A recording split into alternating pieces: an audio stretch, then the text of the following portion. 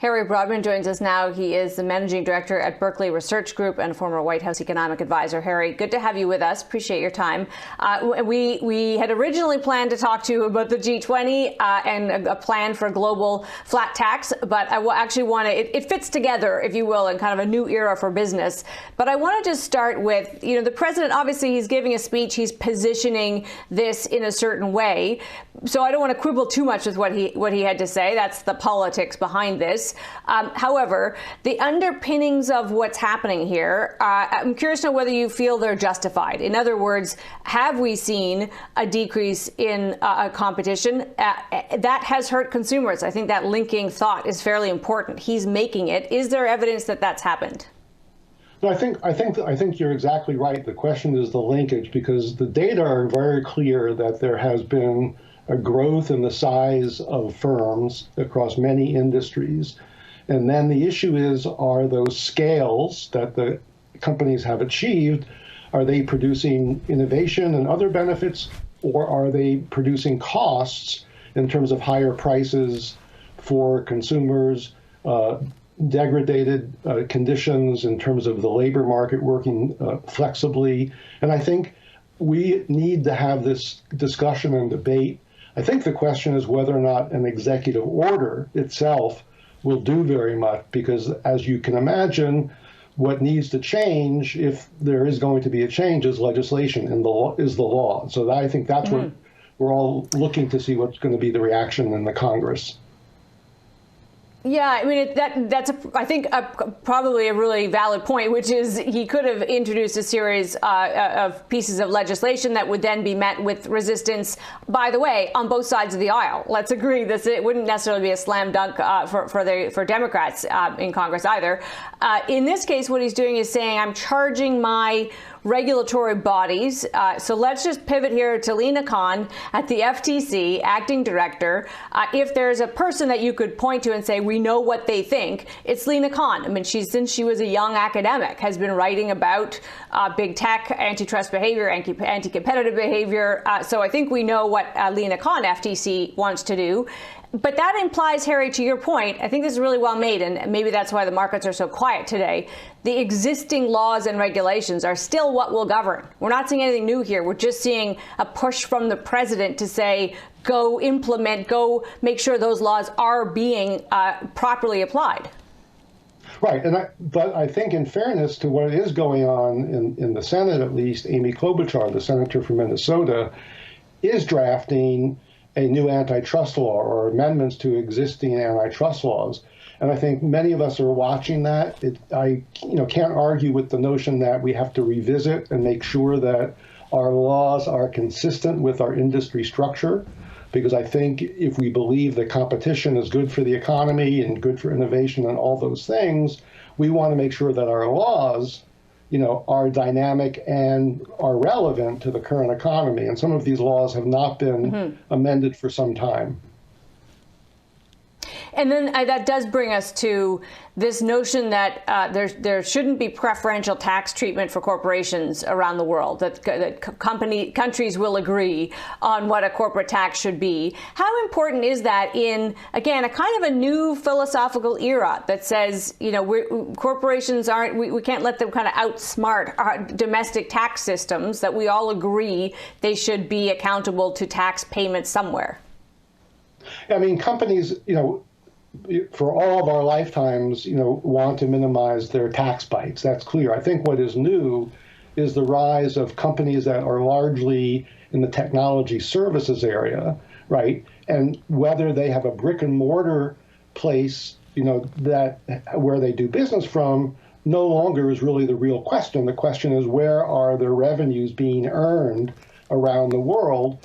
And so I think it's very difficult, for most economists to argue that we should not have some kind of integrated, uniform taxation rate so that we don't, induce more of the tax gamemanship that really is not very helpful, for the economies of the world to grow.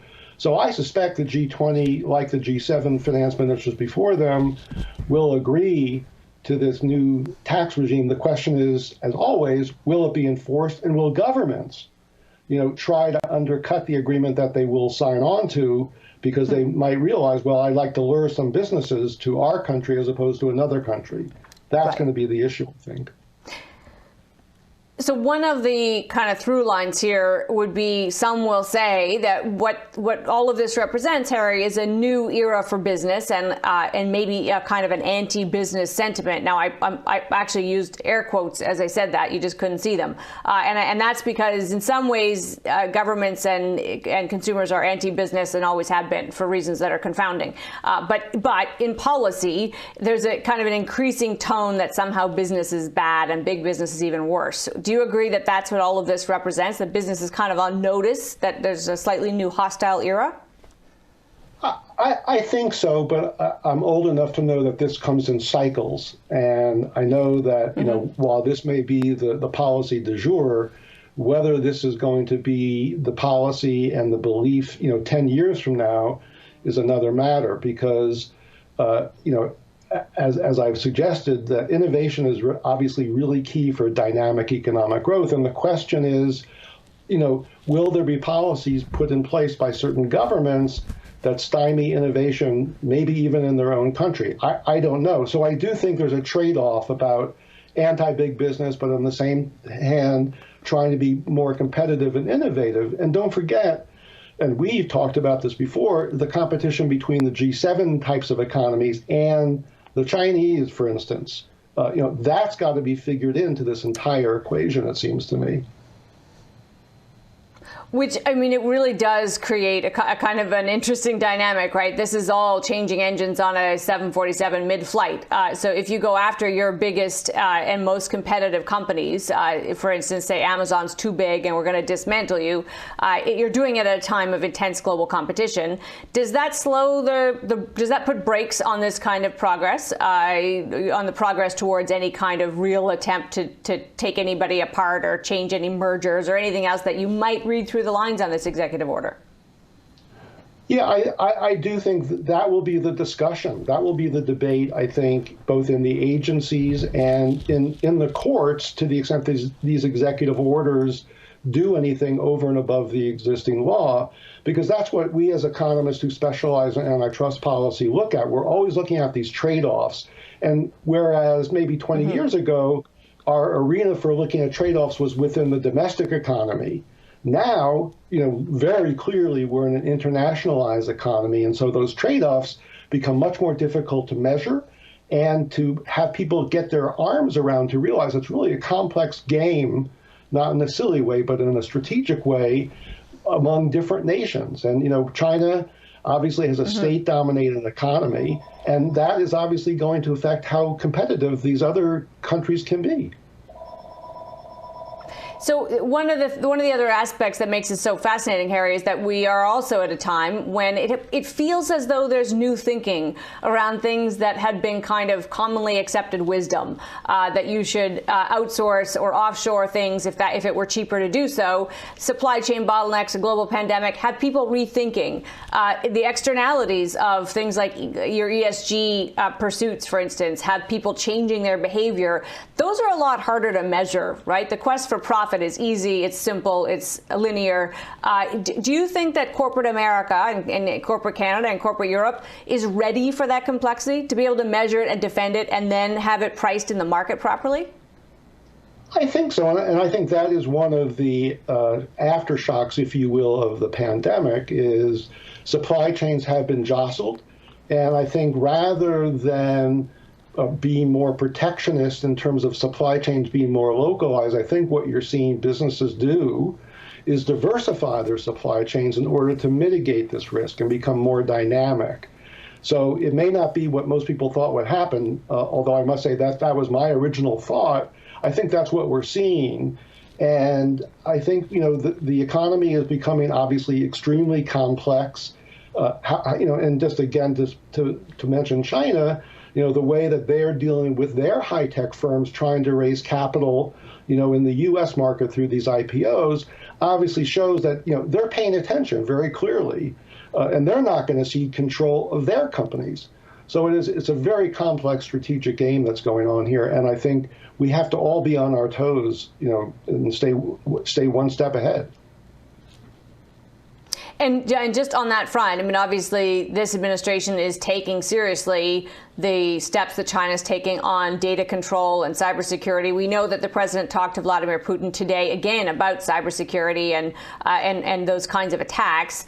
Is the U.S. doing what it should be doing on that front to your point, to make sure that the world of business continues to flow as it should, that the geopolitical doesn't get in the way of all of the enterprise that's still trying to be undertaken?